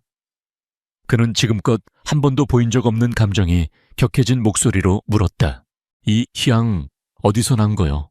서연은 그의 다급한 모습에 깜짝 놀랐다. 그녀는 자신의 어린 시절 기억 시골 할머니 댁 근처에서 자라던 야생 난초에 대해 설명했다. 할머니 댁이요? 거기가 어디였소? 그녀가 지명을 말하자 이준의 얼굴이 다시 한번 충격으로 굳어졌다. 그녀의 할머니가 살던 곳은 지금은 팔리고 없는 율제그룹의 옛 별장 부지와 바로 인접한 곳이었다. 그들은 어린 시절 서로를 알지 못한 채 같은 숲의 공기를 마시고 같은 꽃의 향기를 맡으며 자랐던 것이다.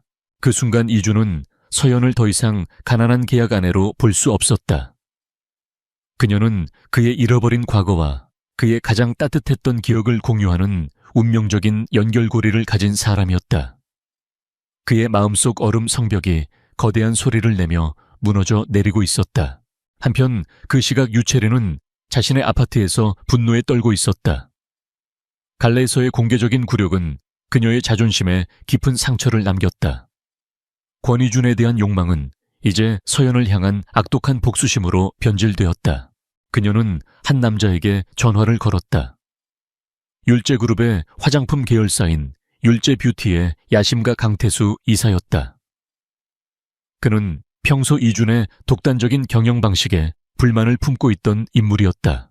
강 이사님, 재미있는 제안이 있는데 들어보실래요?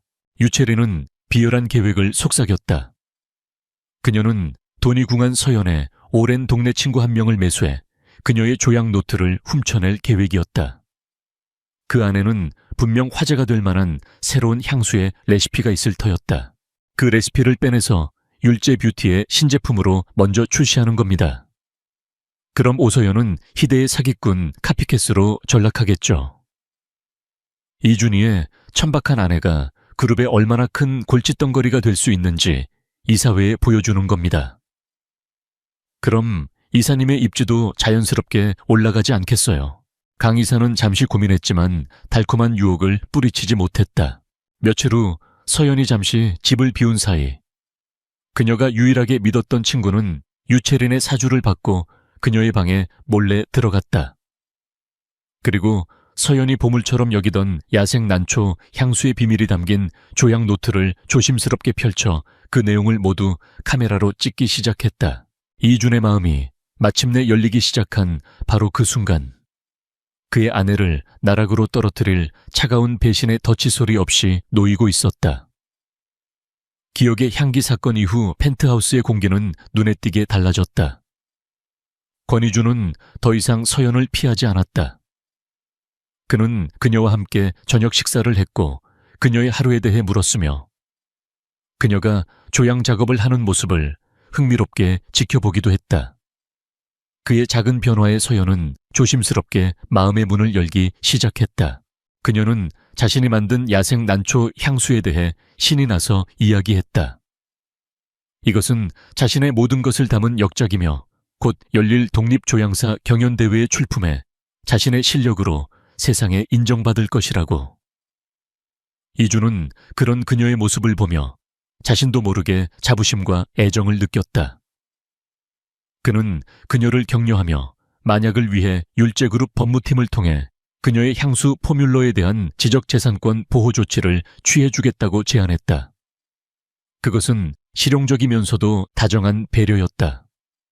그는 서서히 진짜 남편처럼 행동하기 시작하고 있었다. 하지만 행복은 짧았다.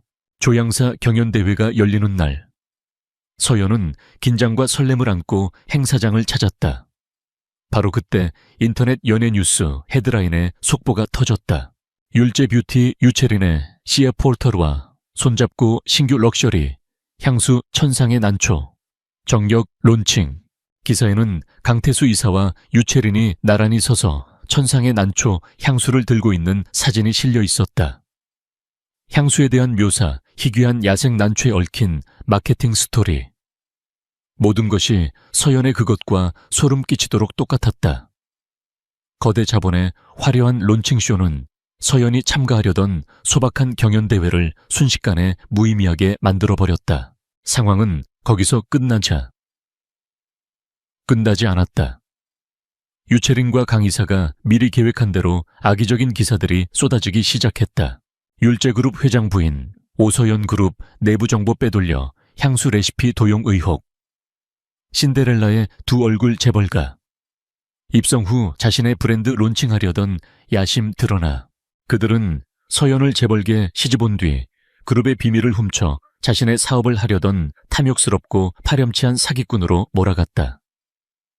설상가상으로 서연을 배신한 친구는 익명의 제보자 A로 등장해 오서연이 평소 율제뷰티의 성공을 질투하며 자신도 저런 향수를 만들고 싶다는 말을 자주 했다는 거짓 인터뷰까지 했다. 대중은 스캔들을 사랑했다. 서연의 이름은 실시간 검색어 1위에 오르내리며 온갖 악성 댓글에 시달렸다.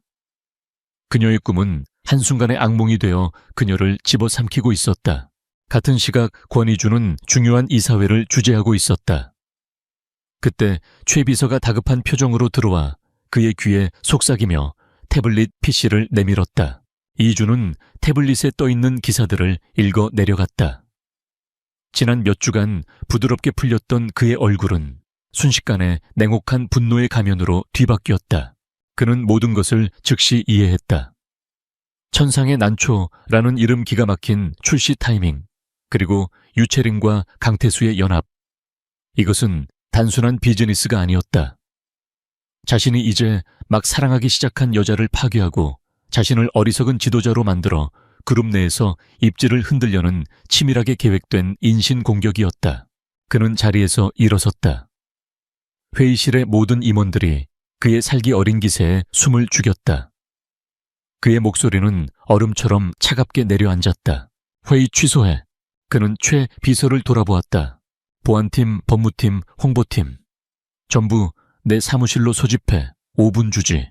이주는 회의실을 나섰다. 그의 등 뒤에서는 그가 뿜어내는 절대적인 분노의 아우라에 겁에 질린 임원들만이 남아있었다. 얼음 요새가 다시 세워졌다. 하지만 이번에는 방어를 위한 것이 아니었다. 적을 섬멸하기 위한 무기였다. 이주는 미친 듯이 펜트하우스로 차를 몰았다. 그는 서연이 있는 방 문을 열었다. 그녀는 자신의 작은 조향 작업대가 엉망으로 흐트러진 채 텅 빈 눈으로 휴대폰의 악성 댓글들을 보며 소리 없이 눈물만 흘리고 있었다. 그녀의 영혼이 완전히 부서져 내리고 있었다. 이주는 그녀에게 다가가 손에서 휴대폰을 부드럽게 빼앗아 전원을 꺼버렸다. 그리고 그는 그녀의 앞에 무릎을 꿇었다. 그는 내가 해결할게 같은 간단한 말을 하지 않았다. 그는 그녀의 눈을 똑바로 바라보며 강하고 흔들림 없는 목소리로 말했다. 오서연, 내 말 들어. 울지 마. 당신은 아무것도 잘못한 게 없어. 이것은 당신을 향한 공격처럼 보이지만 사실은 나를 향한 공격이야. 그의 눈빛이 칼날처럼 번뜩였다. 그리고 나는 내 것을 건드리는 놈들은 절대로 용서하지 않아. 내 것. 그 단어가 공기 중에 무겁게 떠올랐다. 그것은 더 이상 계약을 위한 단어가 아니었다. 그것은 그의 모든 것을 건소유와 보호의 맹세였다. 이주는 부서진 그녀를 자신의 품으로 강하게 끌어안았다.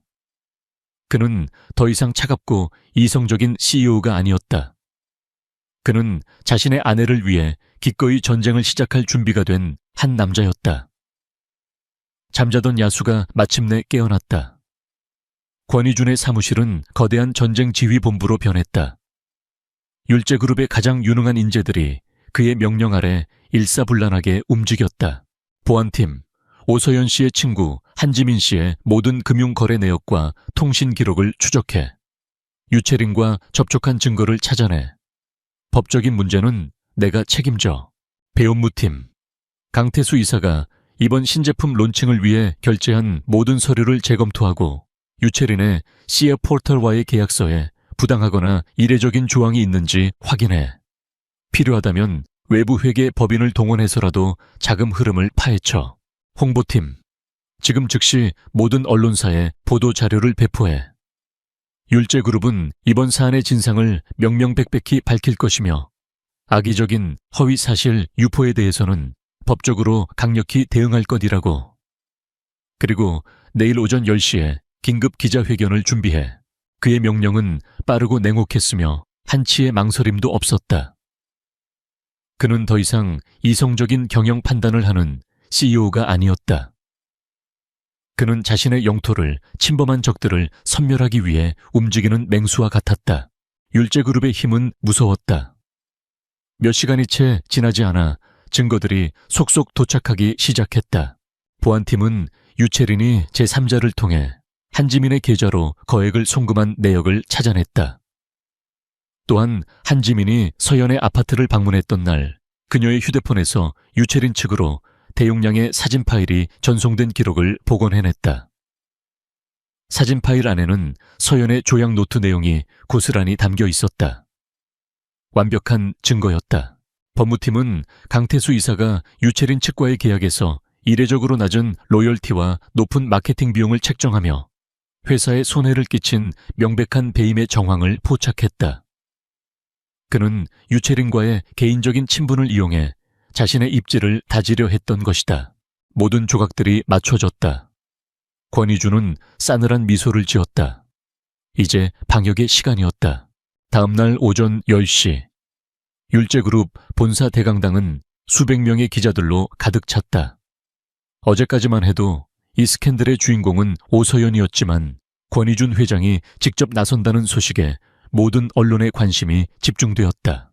단상 위에는 권희준 혼자 앉아 있었다. 그의 뒤편 대형 스크린에는 율제그룹의 로고만이 떠 있었다. 그는 어떤 서류도 없이 오직 냉철한 눈빛으로 기자들을 응시했다. 오늘 제가 이 자리에 선 이유는 제 아내 오서연 씨와 율제그룹의 명예를 더럽힌 비겁한 음모의 진실을 밝히기 위함입니다. 그의 말 한마디에 강당 전체가 조용해졌다. 그는 먼저 보안팀이 확보한 유채린과 한지민 사이의 부정한 동어의 내역과 조약 노트 사진 파일을 스크린에 띄웠다. 여러분이 보시는 것이 유성그룹의 유채린 대표가 제 아내의 친구를 매수하여 제 아내의 순수한 창작물을 훔치는 과정의 증거입니다. 기자들 사이에서 경악의 탄성이 터져 나왔다. 이어서 그는 강태수 이사의 배임 정황과 유채린과의 계약서에 담긴 불공정한 조항들을 조목조목 공개했다. 이 또한 율제뷰티의 강태수 이사는 개인적인 욕심을 위해 회사에 손해를 끼치며 이 음모에 가담했습니다. 이 모든 것은 제 아내를 모함하고 더 나아가 율제그룹의 경영권을 흔들려는 비열한 시도였습니다. 그의 발표는 한치의 흐트러짐도 없었다. 모든 증거는 완벽했고 논리는 명확했다. 그는 유채린과 강태수가 빠져나갈 모든 퇴로를 차단하고 있었다. 발표가 끝나고 질의응답 시간이 되자 한 기자가 손을 들고 날카로운 질문을 던졌다. 회장님, 모든 증거가 사실이라고 해도 대중들은 이번 사건이 회장님께서 가난한 집안의 아내를 맞이했기 때문에 벌어진 일이라고 생각할 수도 있습니다. 소위 신데렐라 스토리에 대한 대중의 반감일 수도 있다는 것이죠. 이에 대해 어떻게 생각하십니까? 그것은 사건의 본질을 흐리고 서연에게 다시 한번 상처를 주려는 교묘한 질문이었다. 권희준은 잠시 그 기자를 응시했다.